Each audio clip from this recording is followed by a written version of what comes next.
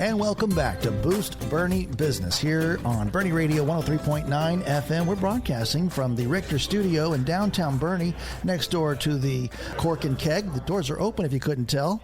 Bob, what would you like to drink? I'll have what you're having. Exactly.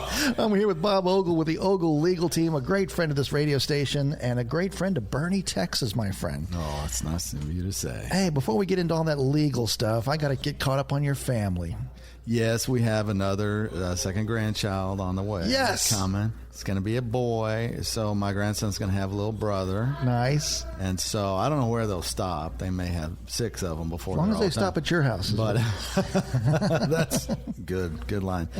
He's doing September, so we're all pretty excited. Well, congratulations. I bet you I know who's more excited is Mrs. Ogle. Well, she loves her grandson so much that she doesn't think she could possibly love another child as much. Oh, but yeah. She will. Watch this. When it happens, yes. You know it's going to happen, but... Cool. So she's almost a little ambivalent about it because she loves her grandson so much. Wow. But that'll be over once she sees this baby. That's right. And another thing people don't know, maybe you do know about Bob Ogle here in Boerne, Texas, that you're quite the athlete when it comes to the sport known as pickleball. Oh, well, I don't know if I'm the athlete, but I love it. It's fun. Yeah. I play for fun, and I don't mince words about it. Some days I'll play really great. Some days I'll play really terrible. I've been known to irritate, other people on the court. Because you're competitive? Because I'm over-competitive or having a bad day, under-competitive.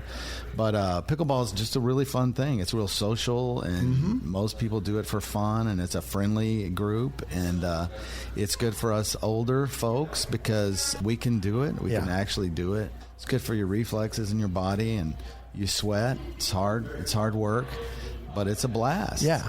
So sad news is all the young teenage and 20-something. They found it? True athletes are coming to the sport, and then they're gonna wipe the court with us gray hairs, which will be a fun experience as well, when that happens. But it really is fun. It's fun to see new people on the court and show them how to play and to watch them get hooked. It's like you're getting hooked all over. Yeah. So it's big fun. I played tennis in college, high school and college. That will set you right for it. And then I discovered golf, and I figured out you don't have to run at all in golf.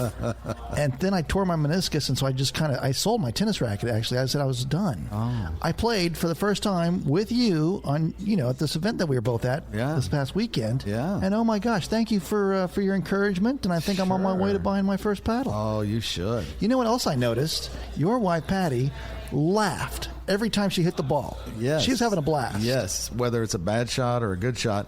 So she laughs uproariously the whole time like she's on the roller coaster ride or something. And people don't know how to take her because they'll hit one into the net and she'll laugh, but then she laughs when she hits one herself into the net.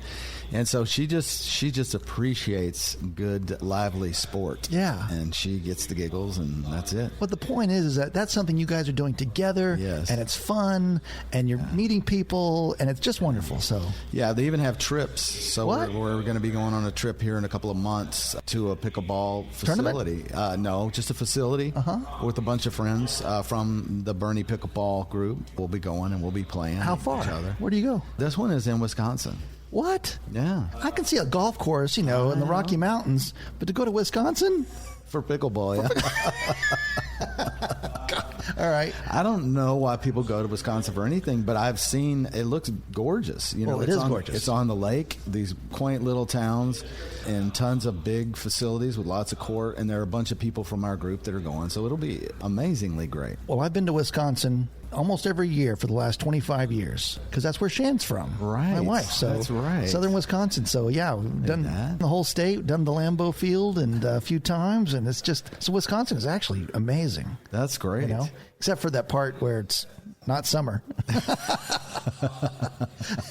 Shoveling snow and stuff like that. I don't get it. We're going in June, and I said, do I need to take a jacket? And they said, oh, yeah, you need to take a jacket. Absolutely. You'll need a jacket. Wow, that sounds like an awesome time. All right, let's get back to Boerne, Texas. Sure, yes, sir. It's the Ogle Legal Team. My friend, you are celebrating how many years now? Well, 38, I believe, yeah.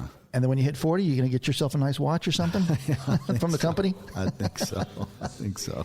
You have multiple generations coming in your...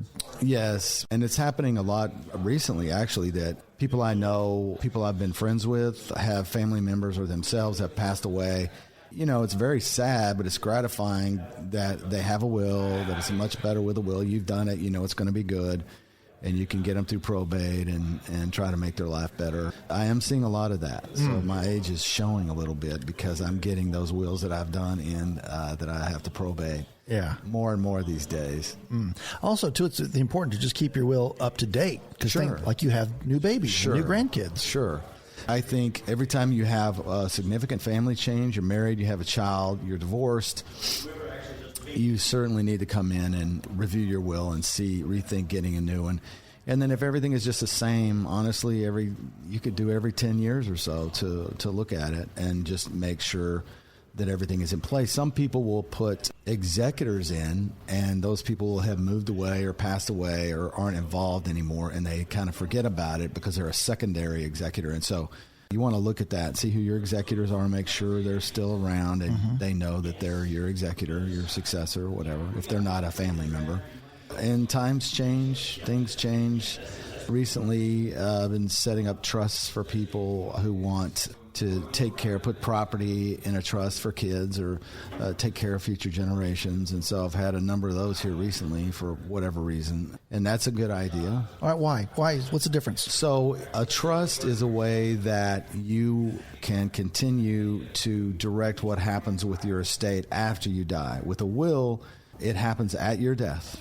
Your property is distributed at your death, and so the will speaks at your death, and that's it. If you put a trust in, you can leave assets and provisions for young people who are not old enough to have property. You can also continue things on in your life. You can fund grandkids and great-grandkids' college education by putting it in a trust with somebody you trust as a trustee. You can preserve real property that way. You can put real property in a trust that you want to go on to be shared by your family in the future. You can just make a trust of it. So trust is a really great thing, and it's pretty simple. It's not, it doesn't have to be registered somewhere. It's something that anyone can do, just like anyone can do a will. It's a little more complex, but a little more expensive, but there are no real obstacles to doing one. Well, let me brag on you real quick here, Bob Ogle. We're talking with Bob Ogle. You are with the Ogle Legal Team. You are the Ogle Legal Team. My wife and I and my paralegal are the Ogle Legal Team now. OgleLegalTeam.com is the website. And I said I want to brag on you.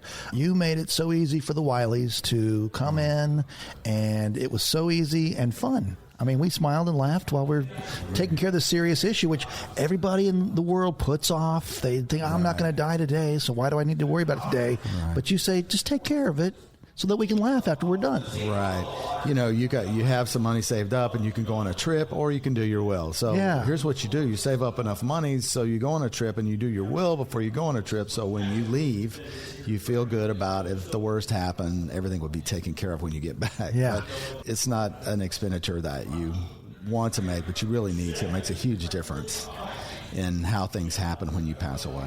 OgleLegalTeam.com is the website. Here's the phone number. It's on your website, 830-249-9358. Is that right? Yep. And so I can call, make my first appointment. What happens after that?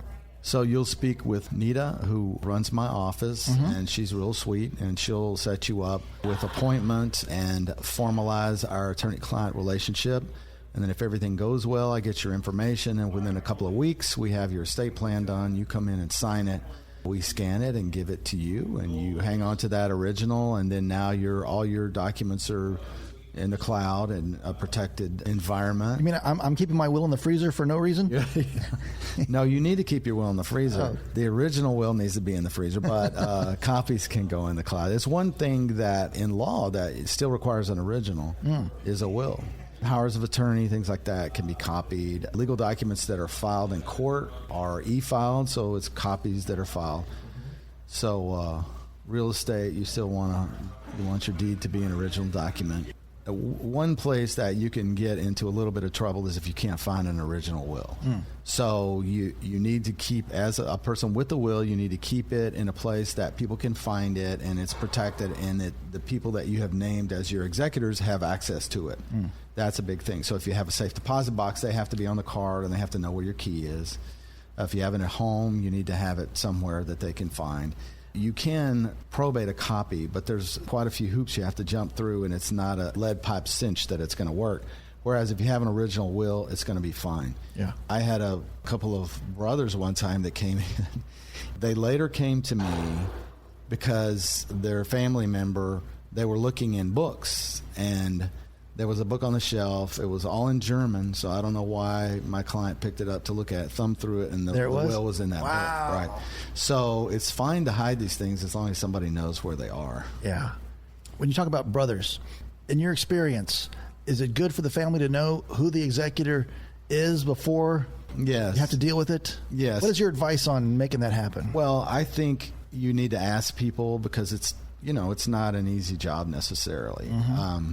But you need to ask your successor executor or your executor if they're willing to serve, and then you kind of tell them where everything is. You tell them where your will is, and then with your will, I would leave a instruction sheet that says, here are my insurance policies, here's the deeds to my home, here's my car titles, here's the name of my financial advisor, my accountant, doctor, lawyer, so that you now have the contact points that you can call and put it all kind of together. Yeah. When you think about it, these vital documents that you have, most people's, all their vital documents could fit probably in a small, briefcase. Sure. If you just put them together. So that's really important to do. I don't like giving copies of wills to people before you pass away.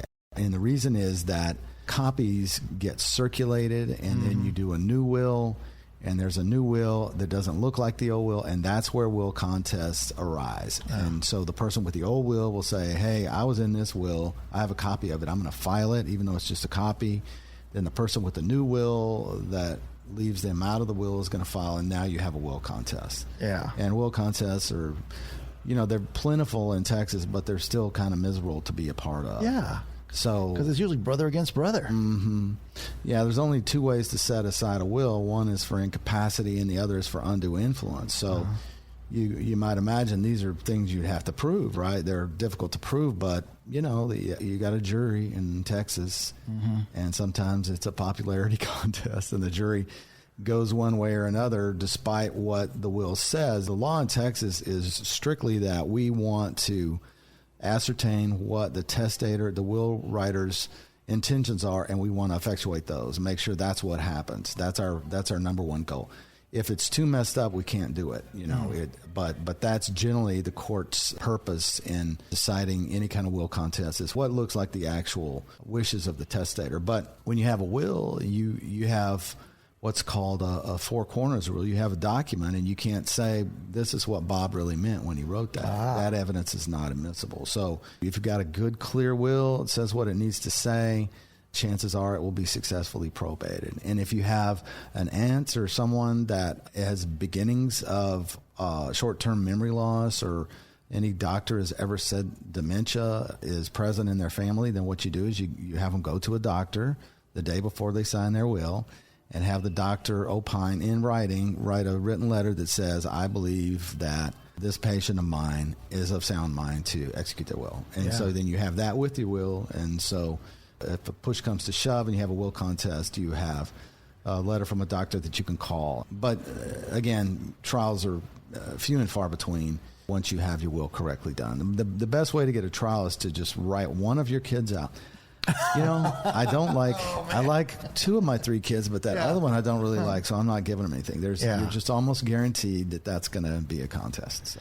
Well, I'm sorry that you had to probably see that a few times in your career, but the point is that you've done this a few times in your career, Bob. Sure. And so my message to you, ladies and gentlemen, as you're hearing this, is that get your will updated, take care of your house, call Bob Ogle with the Ogle Legal Team, 830-249-9358, OgleLegalTeam.com.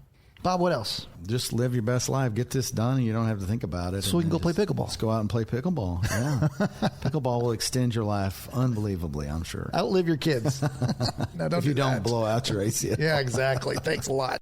No injuries, right? You've been hit by a ball once or twice, right? Once or twice, yeah. That's not bad. All right. Well, congratulations on your family, and Ogle Legal Team, go team. Thanks, Baron. Thanks for what you do in this town. Appreciate you. Back at you. And thank you for listening to Boerne Radio 103.9 FM.